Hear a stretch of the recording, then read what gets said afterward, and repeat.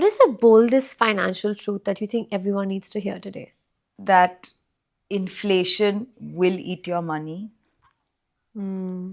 Every year we've had a history of 4 to 5% inflation. Recently, earlier it was even higher. And if you don't invest in something that beats inflation, your money is being eaten up. Right? So if inflation is 4% and your current account is giving you 3, you're losing money. So you have to always be in something that's beating inflation. And if you travel a lot, the rupee also gets devalued by 3.5% dollar wise a year. So you better beat inflation and that depreciation, so that in dollar terms also, you are gaining money. True, that is something I think we all need to kind of think about and take note of. So, my favorite feature when it comes to investing is compounding. Right? It's the most beautiful thing to ever exist. But why do people still kind of pick quick returns over compounding? Because I mean, if you ask me, I feel like compounding is it's not a shortcut, but it's the long cut to building wealth. It's compounding. But why do you think, because I think you're in the industry, why do you think so many people are picking the quick returns? You know why? Because our mind thinks linearly, not exponentially. And our mind thinks very short term. Arey, I double my money. Arey, I triple my money. Arey, double money in how long? Arey, I bought that flat and I sold it for double.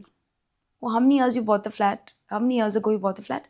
I don't know, 15, 20 years ago I bought, but doubled my money, doubled.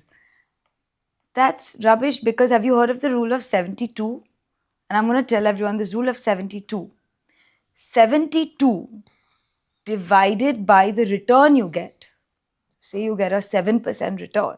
72 divided by 7 equals 10, roughly. 10 is the number of years you will need to double your money. At just 7%, your money will be doubled. So just at 7%, which is what you get now in government securities, what you're getting in, an FD, is what you need to just double your money. So don't think that in 20 years, if your money doubled in a flat, you did really well. You didn't. But double what? Your principal? Your principal. If you want But to how will double that work in the sense of SIPs? Because I think people are mostly doing SIPs today, especially kind of the young audience that we're speaking to, because we're still kind of building that money, right? so that you have to do per principal, right?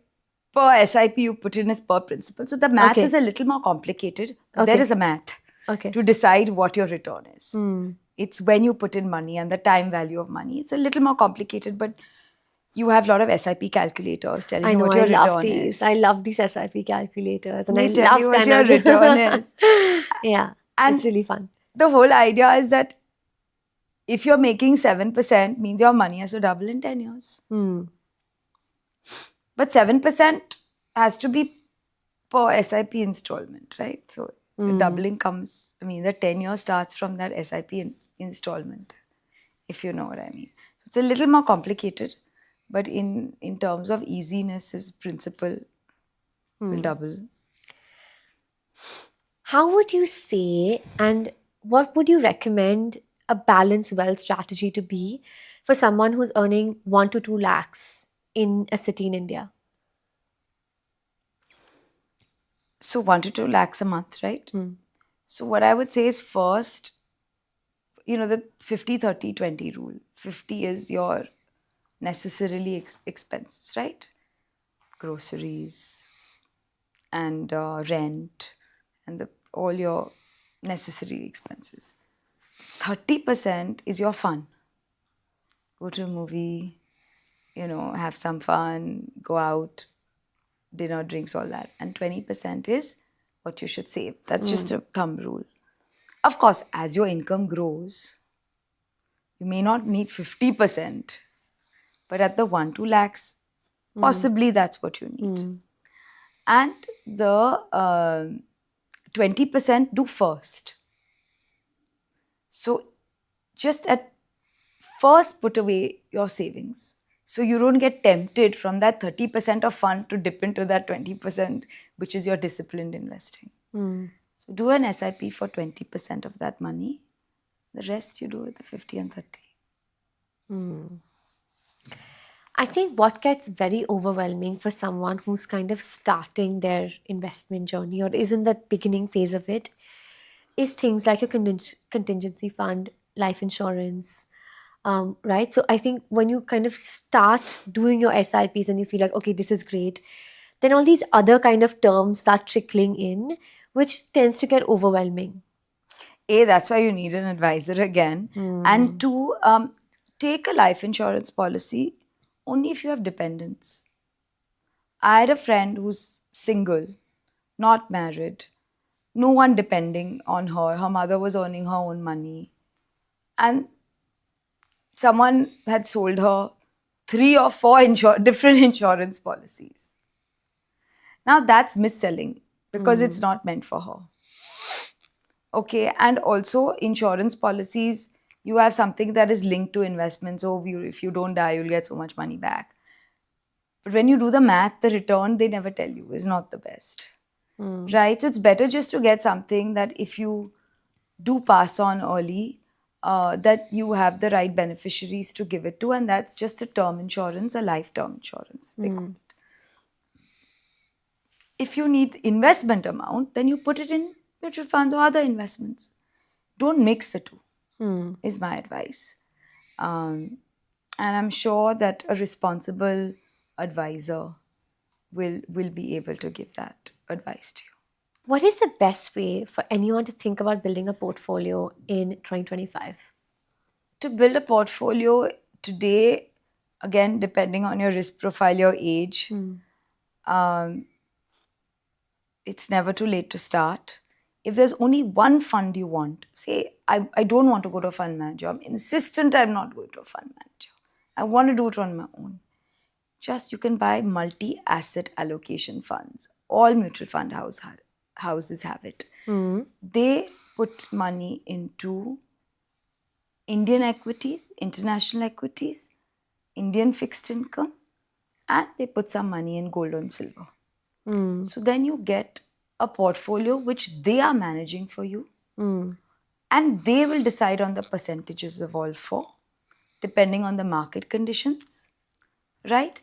And so you have to just trust them, leave it to them, take 2-3 of these. And that should be your portfolio. But diversify your portfolio. Don't put everything in equities. Don't put everything in fixed income. Don't put everything in real estate. Don't put everything in gold. Okay. And as someone who is obviously heavily invested in the markets and mutual funds, of course, being the core of it all, what are your thoughts on cryptocurrency? It's not my thing. Okay. Not yet. I'm not ready for it. And also India it's a grey area in India. And I would advise to stay away from it. It's too volatile also. Okay. And But if you're studying global trends, where do you think that's kind of going into? I mean, they say it's rare, so it can only go up. But the more regulations there are, so for example, in India, you can't use it, you can't touch it, you can't really trade in it. Maybe through LRS you can do something. So my point is that I would just stay away from anything that's grey and volatile if I'm speaking to Indian women. And internationally also, I tell someone, if you sold your house tomorrow and I gave you Bitcoin, would you take it? I'm not going to give you any cash. You sell your house, I'll exchange it for Bitcoin. Most people would say no because it's too volatile. Today is this rate, tomorrow is another rate. If I told you, you sell your house and I'll give you gold, chances are people will take it. It's the same thing. It's also rare. It's a commodity. You know what I'm saying? So people say if you can take gold, you can take Bitcoin. But actually, it's not happening. So till people are really, really, really comfortable with it and governments are really, really, really comfortable with it, I would be nervous.